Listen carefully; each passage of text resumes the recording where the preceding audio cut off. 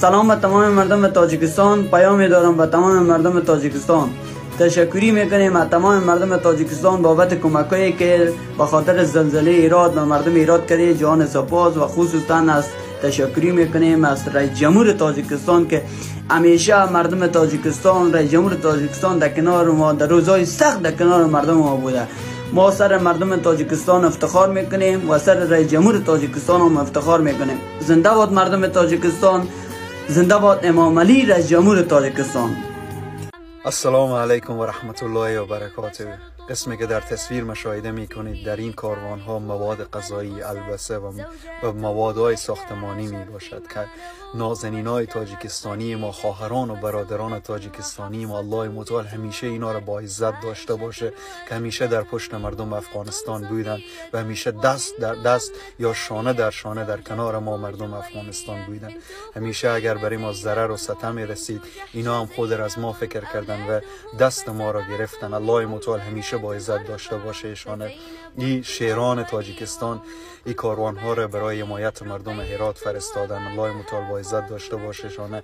و مخصوصا اینی برادر که این اینستاگرامشان من در اینجا بالا آوردم، محمد جان می باشن و یکی از تجارت پیشه های تاجیکستان می باشن که بیشترین کمک داشتن. الله متعال با عزت و در کارشان رونق بیاندازه. با دیدن این ویدیو بسیار خوشحال شدم. کمک کشور همسایه ما، کشور دوست ما تاجیکستان که پیش از 3300 تن مواد از جمله خیمه، چادر، خوراک، پوشاک با آسیب دیدگان مردم هرات با 120 تیلری موترهای بزرگ امروز فرستاد به ولایت هرات، به مردم آسیب دیدگان هرات، به مردم زلزله‌زدگان.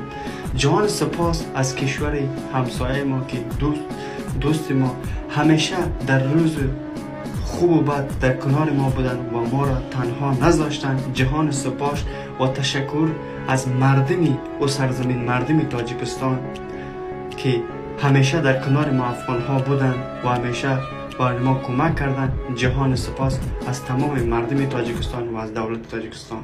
زنده باد انسانیت. ما به انسانیت باورمند هستیم و هر فردی که به کشور ما دلسوز باشه بر ما قابل احترام است. امام علی رحمان یکی از رئیس جمهورهایی است که واقعیت به کشور ما بسیار دلسوز است و همیشه مردم ما را حمایت کردند. Таджикистан отправляет в Афганистан 130 грузовых автомобилей с гуманитарным грузом. Поддержать братский народ после землетрясения распорядился президент Эмомали Рахмон. Стихия обрушилась на Афганистан 7 октября. Она разрушила сотни домов. Фуры доставят товары первой необходимости. Это палатки, зимняя одежда, обувь и жизненно важные лекарства. Объем гуманитарной помощи более 3000 тонн.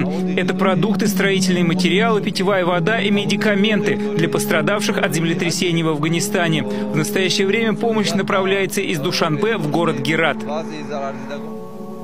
Во время землетрясения погибли почти 2500 человек, порядка 10 тысяч пострадали.